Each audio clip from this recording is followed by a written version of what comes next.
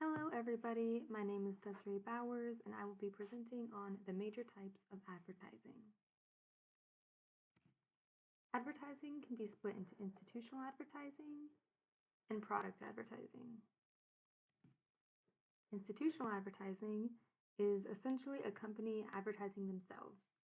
They want customers to be aware of who they are, just sort of putting themselves out there, if you will. Advocacy advertising is part of institutional advertising, and it is usually associated with companies making themselves look good. They can use this when referring to controversial issues in a way that makes them look good. They also use this to make customers that already like them basically like them more, or just try to make them more loyal. Examples of this are these ads from Patagonia and Apple. The Patagonia ad says, "Build the best product, cause no unnecessary harm, use business to inspire and implement solutions to the environmental crisis." And they have their name fairly large, so people know they're the ones saying it. They're the ones who get the credit. They also include their website so that people can immediately see this and decide, oh, hey, let me go check out their website. So obviously, it has to do with the environment, and they want people to know that they support the planet and that they are trying to be more sustainable. And so anyone who agrees with that point of view will most likely be interested in that company. And in general, I think people would consider sustainability to be a positive or a good thing. So a company saying something along the lines that they are environmentally friendly or that they really care about the environment is most likely going to make them look good. The same thing goes for Apple over here. What they say is to ask less of the planet, we ask more of ourselves.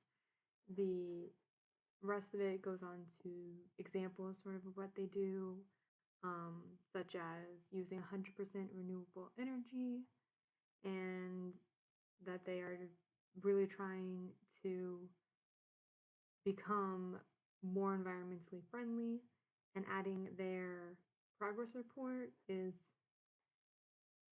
pretty smart, and just having it there honestly adds to the entire thing because they're showing that they have proof. They're not just saying, oh, hey, take our word for it. They're saying, go ahead and check out exactly what we mean as well.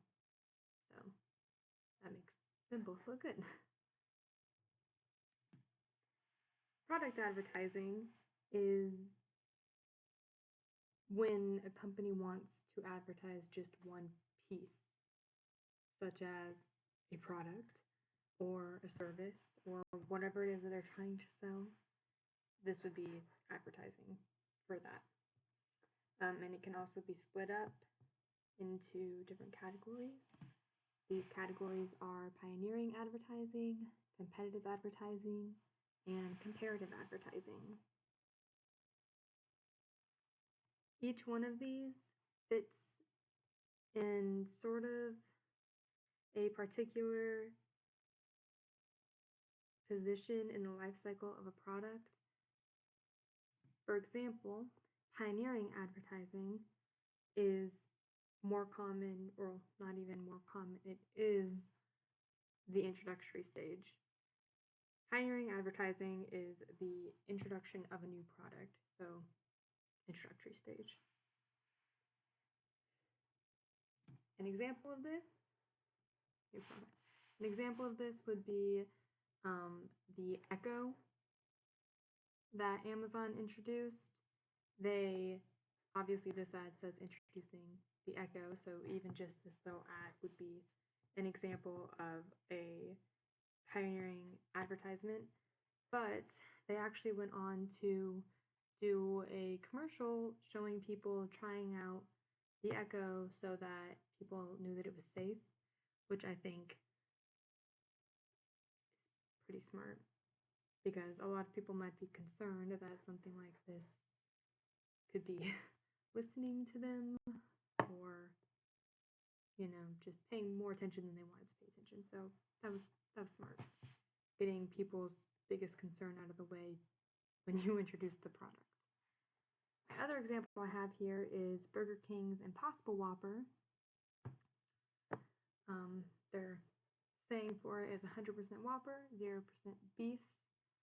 They did not do that until recently, so again, it's just an ad showing like, hey, we didn't have this before, but we have it now. Competitive advertising is what they use when their product is in the growth phase of its life cycle. It's mostly to let customers know that their brand is unique, their brand is better than other brands, but that's done in a way that doesn't directly call out any other brands, just sort of general comparisons. My examples for this were Dove. This ad here shows that one sort of neutral sort of body wash is obviously terrifying. I mean, you think of washing your body and there's barbed wire around this bottle and it's all cut up. So they went pretty, this is pretty rough in my opinion. Whereas obviously their bottle not only looks nicer, sleeker, more modern, it talks about how they care more, whereas that means that they are insinuating that other companies probably don't care that much. And saying that their product is better for your skin, that means that they are comparing it to another product. So there's that. And then this is just your typical Wendy's fresh, never frozen meat ad. I figured that this would be a fairly good one to put in here because I think that most people probably recognize this ad. They don't want to be known as someone who has like frozen meat. They want their brand to be known as a fresh, delicious, just, freshly cooked meat brand. And usually they are arguing with McDonald's specifically, but this ad doesn't specify McDonald's. It just says not frozen. And there are plenty of other fast food places that have frozen meats, which is why this is a difference that Wendy's decided to advertise and make sort of what they do, fresh meat.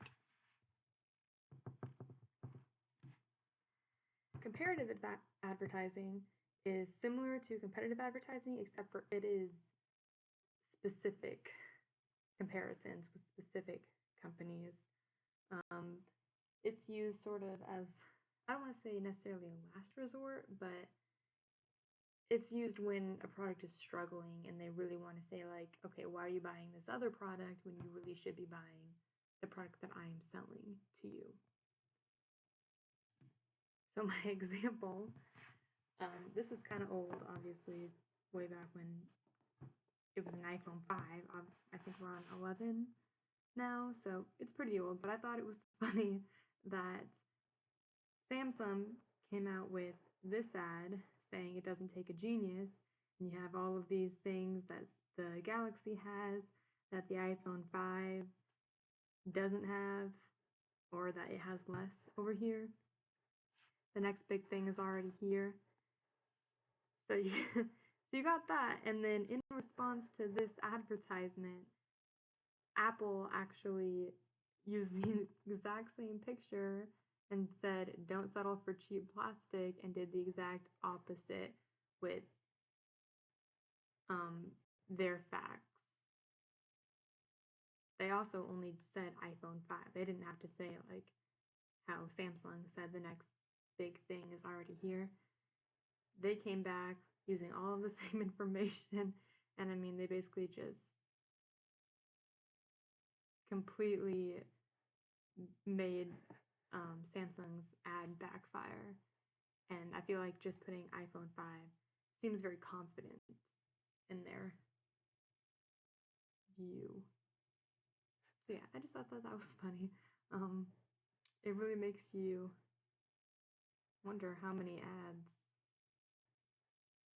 don't give all the information, because obviously, like, one of these, maybe based on the length of this, they should just be equal. I'm not sure. All I know is this is comparative advertising, and it's kind of funny. It's also not illegal. I thought that it was illegal, but apparently it's not. It's just if a company lies about something, then they can be sued. Which, again, interesting that there's this. I guess it's not really lying. It's just sort of maybe leaving out information, but there's that. That is my references, and that is the end of my presentation. So thank you all for listening to that short, sweet, to the point.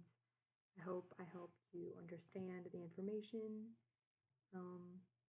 Yeah, I hope you have a wonderful day or night or whatever period of time that it is, especially with everything going on right now. And I wish all of you and your families